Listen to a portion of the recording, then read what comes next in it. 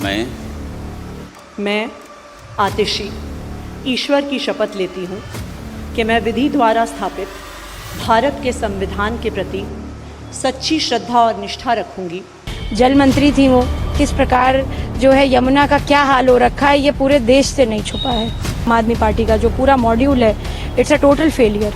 देखिए 2 महीने में क्या करती हैं, मुझे तो अपेक्षा नहीं है कि बहुत अच्छा काम करेंगे। महिलाओं का मुख्यमंत्री बन जाए तो महिला अपराध पर एक रोक लग जाए।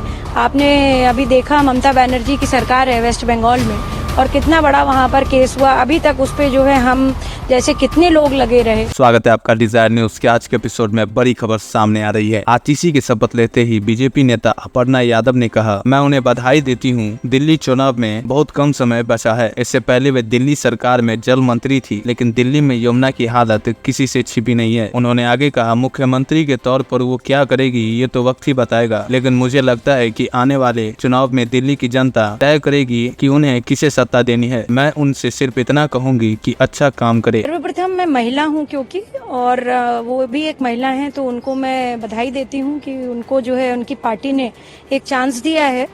और समय का अंतराल बहुत कम है, 2 महीना बचा है दिल्ली के चुनाव को। और जिस प्रकार के उनके कार्यकाल का काम रहा है, जल मंत्री थी वो, किस प्रकार जो है यमुना का क्या हाल हो रखा है ये पूरे देश से नहीं छुपा है। तो मैं नहीं चाहती हूँ अब ये क्या ही करेंगी एज चीफ मिनिस्टर, ये समय बताएगा। पर मैं समझती हूँ कि दिल्ली की जनता जो है ये जल्दी निर्णय करे आने वाले चुनाव में कि वह सत्ता किसको देना चाहते हैं। और जिस व्यक्ति ने जल का ऐसा हाल कर दिया हो, यमुना का ऐसा हाल कर दिया हो, जिसको हम सनातन में माँ की तरह पूजा करते हैं, और उनका शिक्षा विभाग का भी पूर्व जो कार्यकाल रहा है वो भी बहुत अच्छा नहीं रहा है। कितने घोटाले, कितने स्कैम, कितने सारे जो है उन पे जो है सवाल खड़े हो रखे हैं।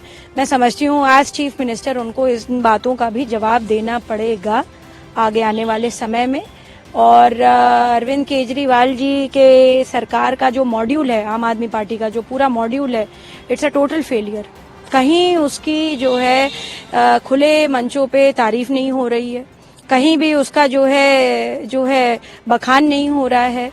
उधर दूसरी तरफ आप देखें, आदरणीय प्रधानमंत्री जी नरेंद्र मोदी जी का जो विकसित भारत का कॉन्सेप्ट है, जो उनकी विकासशील प्रगतिशील जो योजनाएं हैं केंद्र सरकार की, और जहां भी भारतीय जनता पार्टी की सरकारें चल रही हैं, हमारे उत्तर प्रदेश में देख लीजिए कितनी ज्यादा आवाम को, कितनी ज्यादा जनता को सुख सुविधाएं मौजूद हो रखी हैं।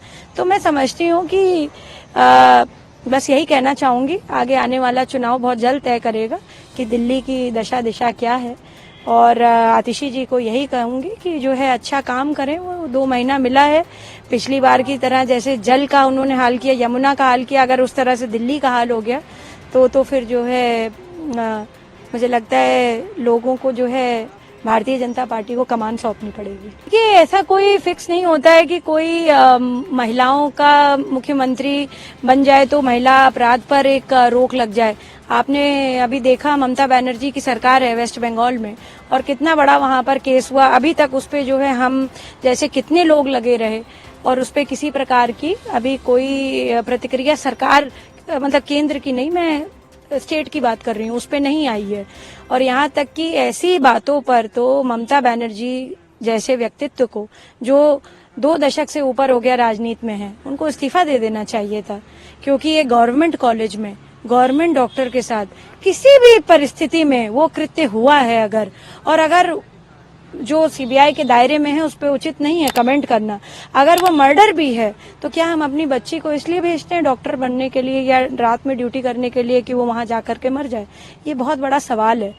तो मैं समझती हूँ कि ये कोई मतलब कोई वैलिडेशन नहीं है कि if there is a women chief minister तो क्राइम नहीं होगा, या वुमेन प्राइम मिनिस्टर होगी तो क्राइम नहीं होगा।